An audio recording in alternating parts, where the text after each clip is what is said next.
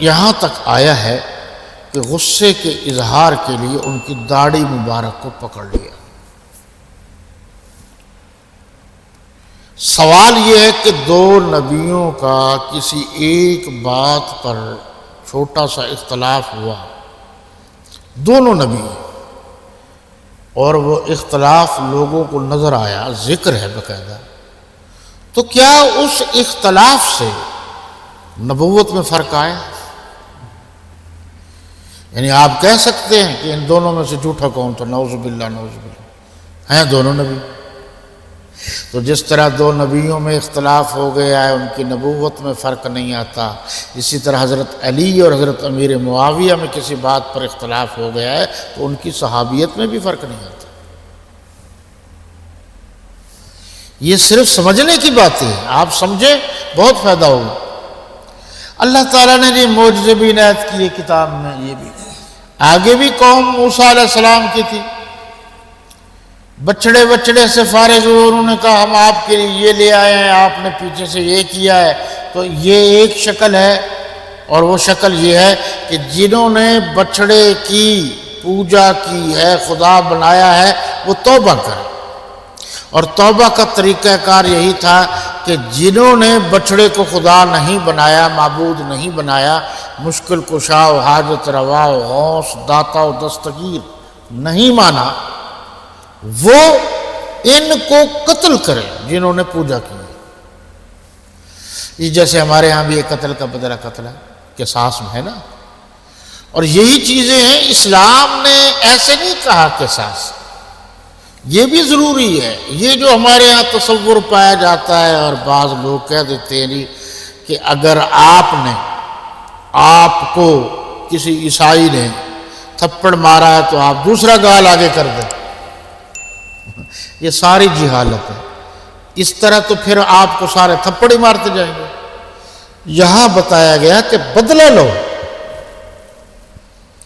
کبھی ایسا ہوتا ہے کہ آپ خوشی سے اصلاح کے لیے اپنی مرضی سے معاف کرنا چاہیں تو کر سکتے ہیں۔ کلوں قاعدہ اور ضابطہ نہیں ہے کہ معافیاں دیتے جائیں۔ کہا جی حضرت موسیٰ علیہ السلام نے ایسے ہی حکم دیا اور ایسے ہی ہوا، یعنی بچڑے کے پجاریوں کو قتل کر دیا گیا۔ تو اس اعتبار سے ان کی یہ توبہ قبول ہو گئی۔ حضرت موسیٰ علیہ السلام نے فرمایا کہ اب توبہ ہو گئی ہے، انسان بنو، اللہ اللہ کرو، اچھے کام کرو۔ یہ میرے پاس کتاب ہے، اس میں وحدانیت کا ذکر ہے، پیغمبر پر ایمان لانے کا ذکر ہے، آپ مہربانی کرو تو اس طرح کرو۔ انہوں نے کہا واہ جی واہ، اس طرح ہم نہیں مانتے، ہم خود اللہ سے ہم کلام ہوں گے، اللہ ہمیں پڑھ کے بتائے کہ واقعی موسیٰ علیہ السلام کوہ طور پر آئے تھے اور میں نے ان کو یہ کتاب دی ہے۔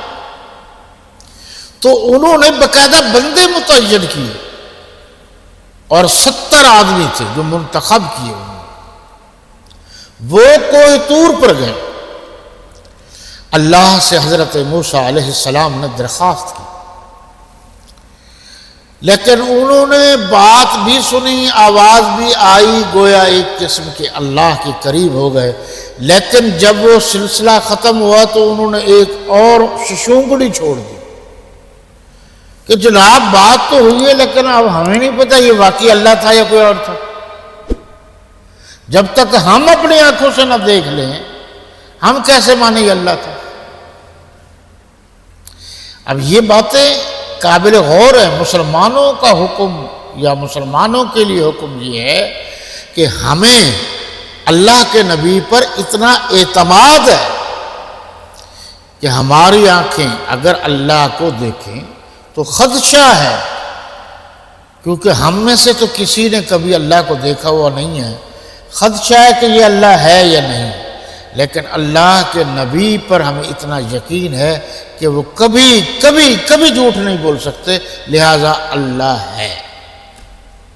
اس لیے بعض علماء کرام نہیں جو لا الہ الا اللہ پھر آگے محمد رسول اللہ ہے، ترجمے میں ایک الفاظ، اس کو ترتیب وجودی لکھا ہے۔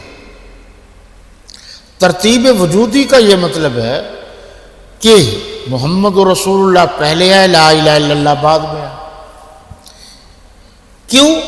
یعنی حضور صلی اللہ علیہ وسلم نے جو اللہ کی توحید اور وحدانیت بیان کی ہے وہی معتبر ہے اور نہیں۔ تو محمد رسول اللہ بعد میں جو ہے انہوں نے جو لا الہ الا اللہ کی تشریح کی ہے وہی مانی جائے گی جناب۔ اپنی طرف سے اگر کوئی وحدانیت کا پھریرا بلند کرنا چاہتا ہے تو یہ خود ساختہ ہوگا۔ آگے جی انہوں نے کہا جی ٹھیک ہے، دوبارہ گویا کہ اللہ سے دوبارہ جب انہوں نے موسیٰ علیہ السلام سے اصرار کیا کہ ہمیں براہ راست دکھا، تو پھر تو وہ اللہ کی بات اور پیغمبر کی بات نہ مانی۔ اس غصے میں ان پر بجلی گری۔ جب بجلی گری تو ظاہر ہے ان کو نقصان پہنچا، اور حضرت موسیٰ علیہ السلام نے ناراضگی کا اظہار کیا۔ بعض نے لکھا کہ اس سے وہ مر گئے، بعض نے لکھا نہیں بے ہوش ہو گئے۔ جب ہوش میں آئے تو حضرت موسیٰ علیہ السلام نے پھر اللہ کی دربار میں درخواست کی کہ باری تعالیٰ پہلے ہی یہ لوگ مجھ سے ناراض ہیں، اب یہ 70 بندے جو منتخب ہو کر آئے تھے یہ واپس نہ گئے تو وہ تو کہیں گے کہ موسیٰ علیہ السلام ہیں ہی ایسے، بہانے سے ہمارے بندوں کو لے گئے اور وہاں مار دیا۔ تو مفسرین نے لکھا ہے وہ زندہ ہو گئے، اللہ نے ان کو زندہ کیا، وہ زندہ ہو کر پھر واپس آئے۔ جب واپس آئے اور ادھر وہ فرعون جس کو موسیٰ علیہ السلام کے بارے میں بتایا گیا تھا، اس کے ذہن میں تھا کہ یہ بچہ اگر آ گیا میدان میں تو میرے اقتدار کی چھٹی۔ ادھر کا جو سلسلہ تھا پھر کچھ یوں ہوا کہ حضرت موسیٰ علیہ السلام نے ان سے کہا، انہوں نے نہ مانا تو عذاب آیا، اور پھر وہ دریا میں گئے، اور دریا میں یہ موسیٰ علیہ السلام اور ان کے حواری نکل گئے، پیچھے وہ تباہ و برباد ہو گئے۔ پھر اللہ تعالیٰ نے موسیٰ علیہ السلام سے کہا کہ اب ان سے کہو جہاد کی تیاری کریں اور واپس جائیں۔ کہاں سے آئے تھے یہ؟ شام سے گئے تھے نا مصر میں۔ چنانچہ حضرت موسیٰ علیہ السلام نے ان سے کہا بھی چلو جہاد کی تیاری کرو۔ امائکہ، عین میم الف اور حمزہ قاف قہ، امائکہ، یہ کوئی قوم تھی۔ یہ خوشی خوشی موسیٰ علیہ السلام کے ساتھ گئے اور جا کر کہا، جب قوم کو دیکھا کہ یہ تو قوم بڑی طاقتور ہے تو انہوں نے کہا موسیٰ علیہ السلام ہم سے نہیں لڑا جاتا، آپ جانو، آپ کا کام جانو۔ اللہ پھر ناراض ہو گئے تو اللہ نے ان کو سزا دی، وہ وادی تیہ، تے یہ ہا اردو والی ہا، وہ اس میں وہ گم ہو گئے۔ وادی تیہ کیا ہے؟ یہ شام اور مصر کے درمیان میں جگہ ہے، اور لکھا ہے کہ کل یہ 10-12 کلومیٹر آج کے دور میں ساری ہے۔ تو وہ کیا کرتے جی؟ حضرت موسیٰ علیہ السلام کے حکم کی اور اللہ کی نافرمانی کی تو وہ جناب والا پورا دن چلتے بھی، چلو بھی جلتے ہیں، واپس جا رہے ہیں مصر، گھومتے رہتے، شام کو ہوتے تو جہاں سے چلے تو وہیں ہیں۔ اور بعض نے لکھا ہے وہ رات کو چلتے تھے اور گھومتے چلتے تھک جاتے تو صبح ہوتی تو دیکھتے وہیں کے وہیں ہیں جہاں سے وہ اٹھے تھے اور گئے تھے۔ یہ جی صورتحال تھی ان کی۔ اب اللہ تعالیٰ ان سے ناراض ہو گئے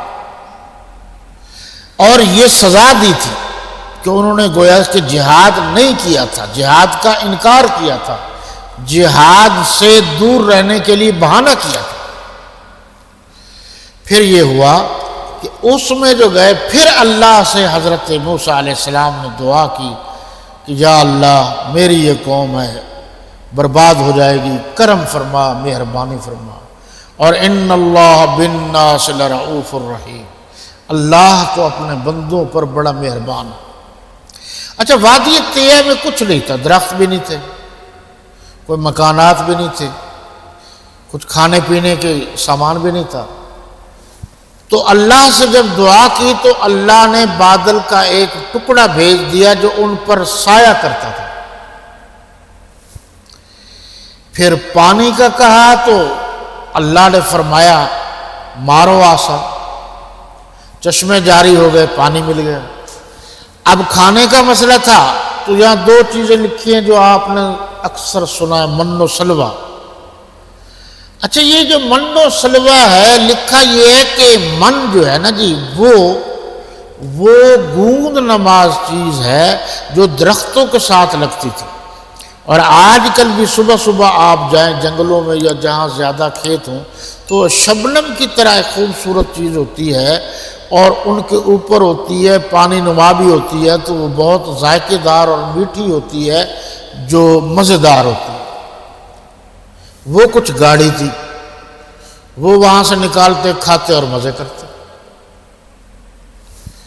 اور یہ لکھا ہے سلوہ، یہ تھا بٹیرے، بٹیرین لکھا ہے. وہ بٹیرے نما ایک پرندہ تھا، ان کے قریب آ جاتا تھا اور وہ اسے پکڑ لیتے تھے اور وہ اڑتے بڑھتے نہیں تھے، یعنی آ جاتے تھے آسانی سے، اللہ نے جو مقرر کیا تھا، اور وہ ذبح کرتے اور کھاتے.